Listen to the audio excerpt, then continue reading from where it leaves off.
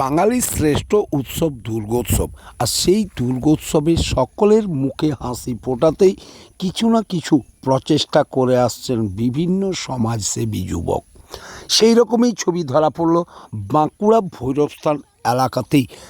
এলাকার বিশিষ্ট সমাজসেবী শ্যামসুন্দর দত্ত বা সামাদা আজ তিনি দুর্গা পুজোর আগেই এলাকার মানুষের হাতেই কিছু নতুন বস্ত্র তুলে দিলেন। তার একটাই কারণ, বাঙালির এই শ্রেষ্ঠ উৎসবে সকলেই যেন মাতৃ আরাধনাতে ব্যস্ত থাকেন এবং তারা নতুন বস্ত্র পরে সেই উৎসবকে ঠিকঠাক পালন করতে পারেন। তার জন্যেই তার এই মহতী কার্য। 2010 সাল থেকে এভাবেই তিনি মানুষের হাতে ক্ষুদ্র উপহার তুলে দিয়ে আসছেন বলেই জানালেন বাঁকুড়া এক্সপ্রেস টিভির মুখোমুখি হয়ে।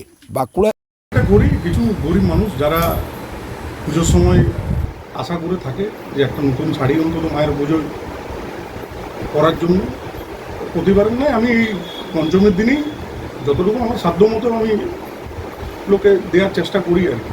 তারই আজকে প্রায় 350 পিস শাড়ি আমি দিলাম। এখনও আমার শাড়ি রয়েছে কিছু, আরও যারা আসছে তারা নিচ্ছে, গরিব মানুষ যারা আসছে। কত বছর ধরে এই কাজ করছে? কত বছর ধরে বলতে এটা আমি 2010 সাল থেকে এটা চলছে, প্রায় ধরুন 15 বছর হলো। এবং যতদিন আমি বেঁচে থাকবো আমি চেষ্টা করবো যেমন এই দুর্গাপুজোয় গরিব মানুষদের হাতে কিছু তুলে দিতে পারি, শাড়ি হোক, জামা হোক, কাপড় হোক। আপনার নাম? শামসুন্দর দত্ত।